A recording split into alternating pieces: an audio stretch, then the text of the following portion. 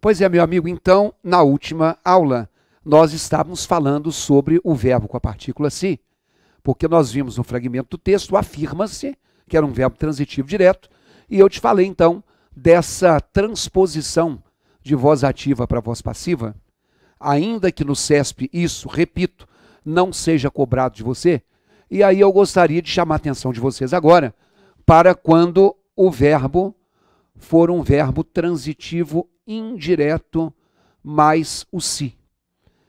Verbo transitivo indireto é aquele que tem preposição.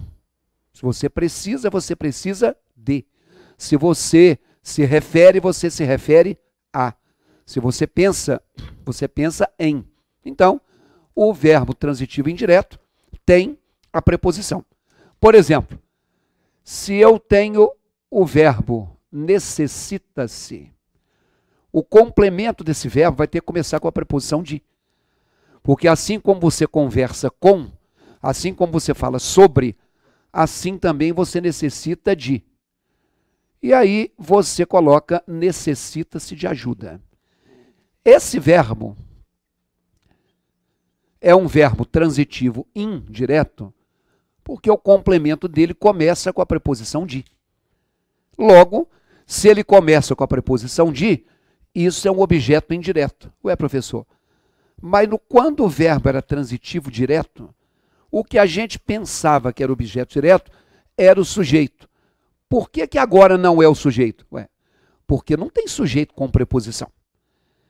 E do mesmo jeito que eu disse que afirmou-se a verdade foi afirmada, afirmaram-se absurdos, absurdos foram afirmados, eu não tenho como transpor para a voz passiva um verbo com a partícula se.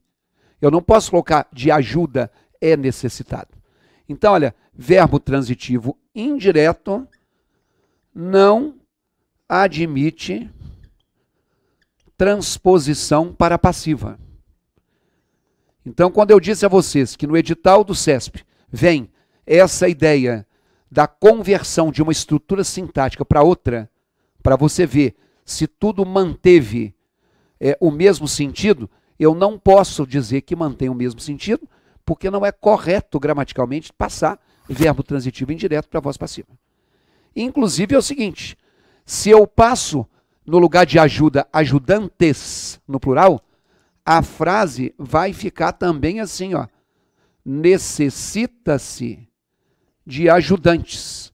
Resumindo, o verbo transitivo direto, eu escrevi na aula passada que ele é variável, que ele é flexionável. O verbo transitivo indireto, ele continua no singular. Por quê? Não tem sujeito aí. O que faz com que o verbo vá para o plural é um sujeito no plural. O que faz com que um verbo fique no singular é o sujeito no singular. Como aqui não é sujeito, como isso aí é um objeto indireto, ó, verbo transitivo indireto, mais se mantém-se sempre no singular. Então, às vezes, a gente fica querendo buscar uma lógica e olhar assim, o que está depois é plural, então o verbo é plural. Ou o que está depois é singular, então o verbo é singular. Só que essa lógica nem sempre ela vai existir. Então, quando se trata de verbo com a partícula se, eu destaquei aquilo no texto, porque é uma das coisas que com certeza você encontra em uma série de provas da Banca CESP. Ok? Muito bem. Dito isso, pegue na tela o nosso próximo trecho do texto que diz assim. É fácil ficar tentado a pensar nessa linha. Quando nos defrontamos, por exemplo, com uma alastrada fome coletiva, parece natural protestar em vez de raciocinar de forma elaborada sobre a justiça e a injustiça.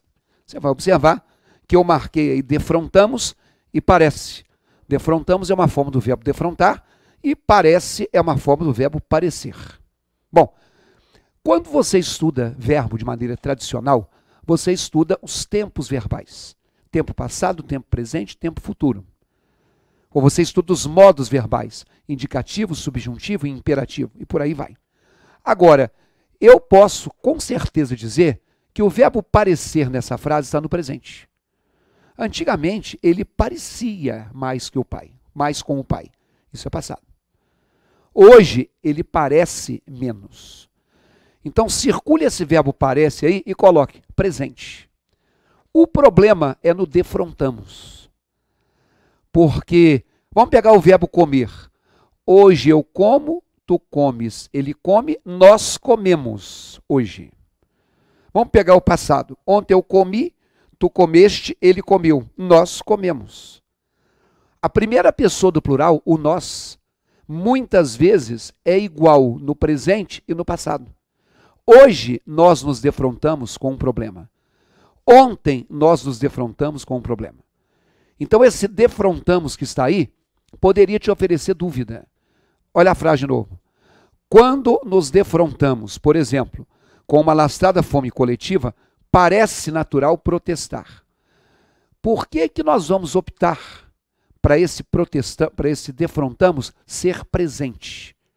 Porque ele está num período composto em que tem o verbo parecer e nesse período o verbo parecer está no presente. Logo, esse defrontamos é presente. Agora, o CESP não cobra de vocês nome de tempo e modo verbal. Eles não falam, na linha 1, o verbo defrontar está no presente do indicativo. Não.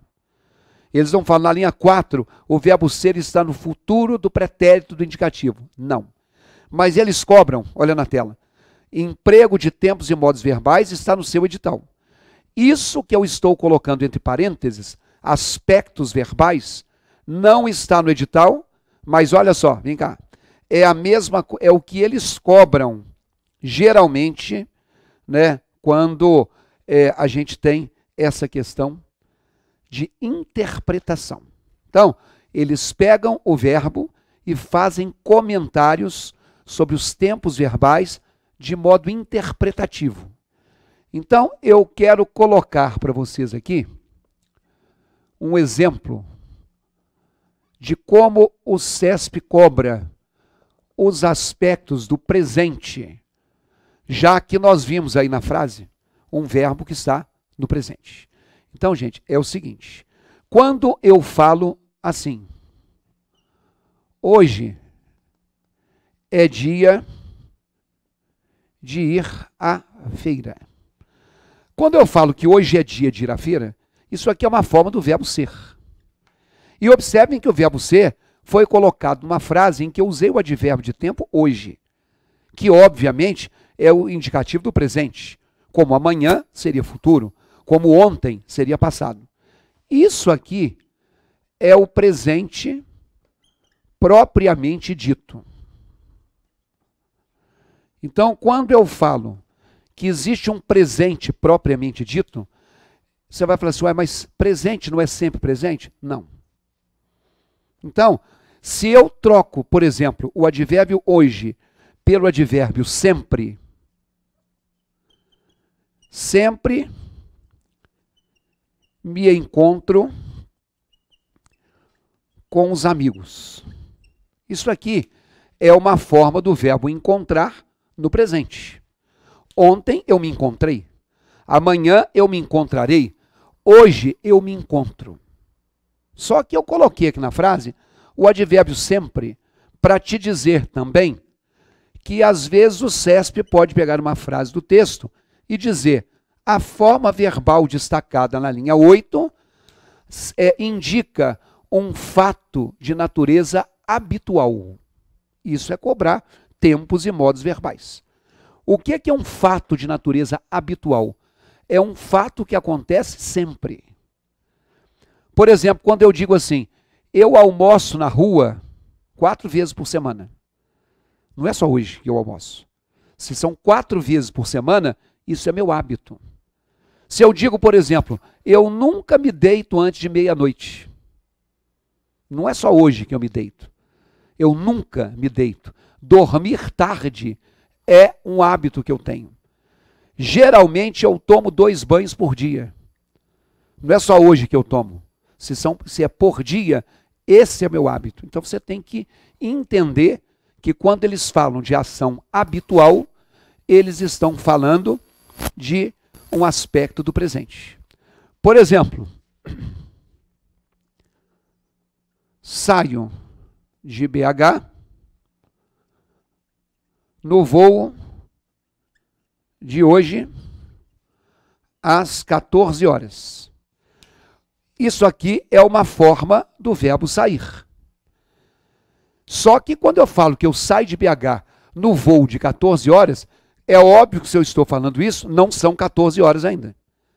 Então 14 horas é mais para frente.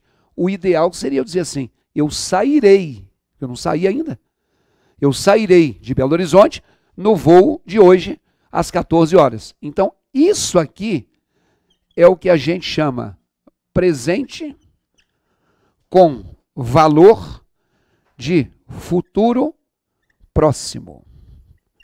Então você pode encontrar uma questão do CESP em que se pega uma frase do texto e fala assim, na linha X, a forma verbal indica uma ação que ainda não ocorreu.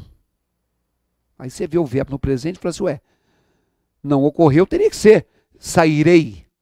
Mas mesmo que tenha a palavra hoje, o valor desse verbo aqui é de futuro. É a mesma coisa eu dizer assim, eu me formo no próximo mês de dezembro. Quer dizer, eu não me formei ainda. Oficialmente eu deveria dizer o quê? Eu me formarei.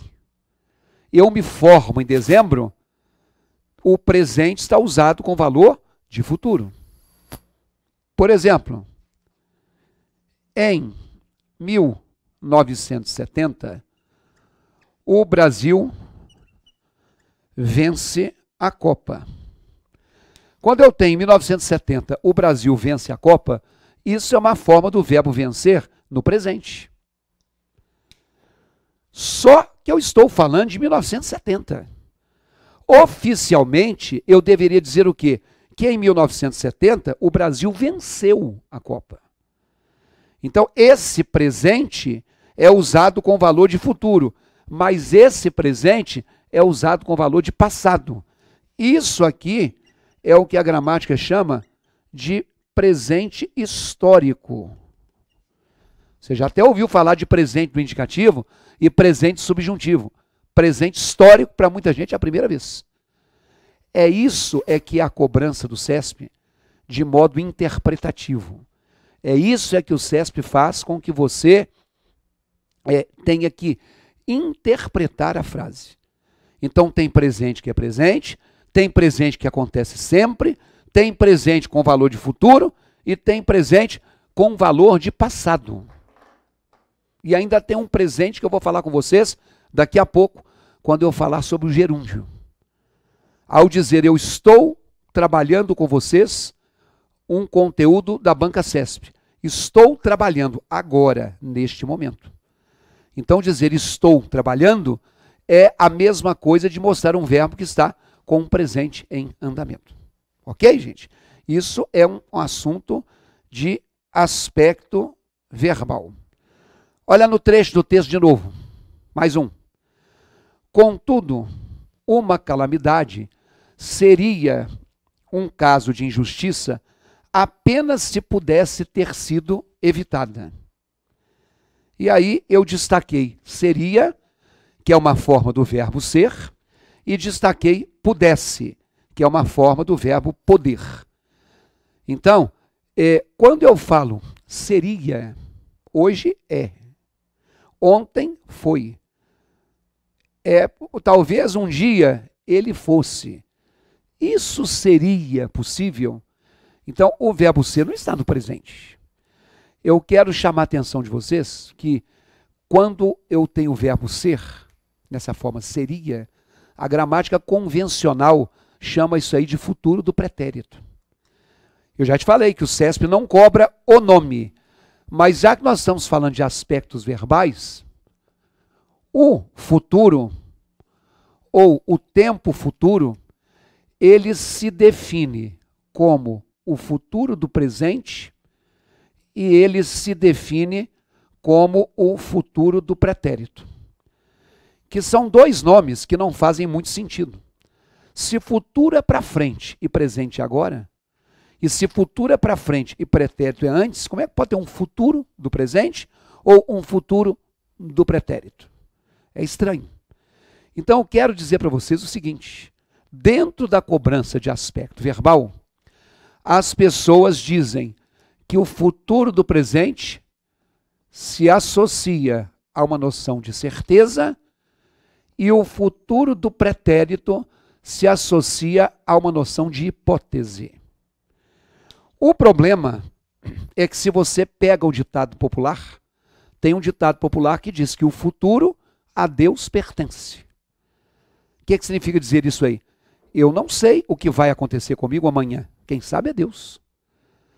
Então, associar presente a uma coisa certa, não pode ser. Eu estou certo que eu estou aqui dentro do estúdio, eu estou certo da hora quando eu olho no meu relógio, eu estou certo que hoje eu estou bem de saúde, agora, nesse momento. Mas ninguém me garante que hoje à tarde eu não possa ter uma disposição. Ou ninguém me garante que você, todos vocês que estão me vendo, vão passar no concurso. Você quer, mas você não tem essa certeza. Então, quando eu falo assim, chegarei para jantar às 21 horas. Eu ainda não cheguei. Isso quer dizer que chegarei é uma forma verbal de futuro. Por que futuro do presente? Então, isso aqui é o futuro do presente. Porque, vejam só, eu ainda não cheguei. Não são 21 horas ainda.